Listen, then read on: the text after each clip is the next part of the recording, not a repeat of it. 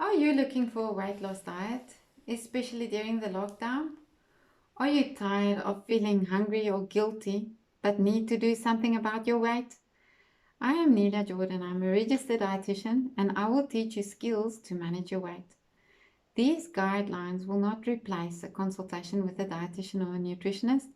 If you need to see a dietitian about any feeding issues, contact me at info@Nelia Jordan Dietitian or a dietitian in your area.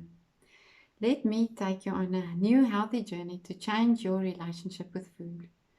Today, we will talk about the way you think about weight loss, and I want to issue you with a toolkit that we can unpack in future talks. Are you familiar with the game Snakes and Ladders? If your counter lands on the bottom of the ladder, you can move up to the top of the ladder. But if your counter lands on the head of the snake, you slide down to the bottom of the snake. For me, my life journey with weight was represented with this game. I changed my thinking long ago. I don't see it as a math problem because every person's body is different and complex. I also don't see it as a mystery novel or a horror movie anymore because we have more control over what we think. But I do believe that if we start with the wrong set of tools and expectations, the outcome will once again be extremely disappointing. I am married with a husband that firmly believes beer is a food group. I have kids with better negotiating powers than the best union in South Africa, and my willpower is as reliable as the rain forecast here in the bushveld. So, without any false pretenses and promises, let's start the conversation about your thinking. Weight control is never going to stop. When or even if you achieve your goal weight, realize that you will always have to manage the amount and type of food you put into your mouth. Every person, overweight, thin, underweight, ideal weight, has to manage their food intake. Everybody needs to do exercise to stay sane and healthy. Everyone needs healthy food for brain development, stress management, wound healing, blood circulation, and prevention of disease. Every person deserves the freedom to decide what they put into their mouths. Our livers and kidneys are designed to detox. Healthy eating assists in all these functions.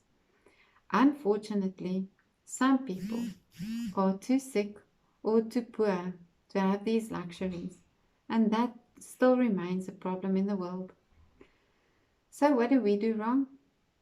For some or other reason, we believe the rumor that if you want to lose weight, you lose your best friend, or you are embarking on unknown territory with a new diet, new rules, and a new body. This is wrong. Your body is a full functioning working machine, and you need to respect your body. You need to give it what it needs to give you what you want. First, stop being so very awful to yourself. This is difficult. We love food. I love crisps, cakes, sweets, chocolates, and biscuits. If you think that you can do this with willpower, you are wrong. You do this with planning and common sense. I only have willpower on very good days, especially mostly Mondays. The rest of the time, I have to rely on good planning. Ladders for me would be very good days where I watched my portion intake, I did some exercise, maybe walking 30 to 60 minutes with a friend, PE with Joe with my kids, or even just riding 10 minutes on a spinning bicycle while listening to Joyce Myers. On good days, I eat all my fruits, cook enough veggies, and do not overeat. But sometimes I slide back with a snack. Either I did not plan my meals, I cooked too little veggies, or I simply ate too much.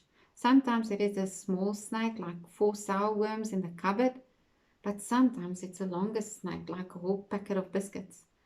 But then some snacks take you back to the very start, like getting older and struggling even more, an underactive thyroid, or a big foot operation where you cannot exercise for 6 months and you regain your hard working 20 kilograms, or even a very big emotional roller coaster where it takes weeks or months to start again, like the corona. Whatever you do, you need to pick up that dice and play again. You just don't stop. In fact, the quicker the better, because the damage would be less. You are not a victim. This is not a life struggle. If you are alive and you have a full functioning body, you can do this. With that in mind, let's look at the tools. First, get a good, healthy, balanced eating plan, one that makes sense and give you freedom to alternate with foods you have in the cupboard. Resist the temptation to follow a silly, unrealistic, strict meal plan. Minimum 1000 kilocalories or 4200 kilojoules. And if you are not there yet, start higher and get there with time. This is where a dietitian can help you. Download an app that helps you to count what your intake is. This is the quickest way to start learning which foods are high and low in energy.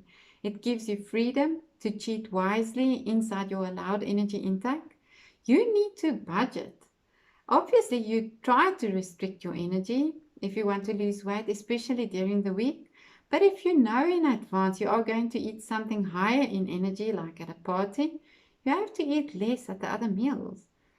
The better you know food, the food industry, and the energy content of food, the quicker you realize to rather focus on food that make you full instead of food that keep you hungry but make you fat. Sleep enough. If you knew what sleep did for you, you would spend more money on sleeping than waking.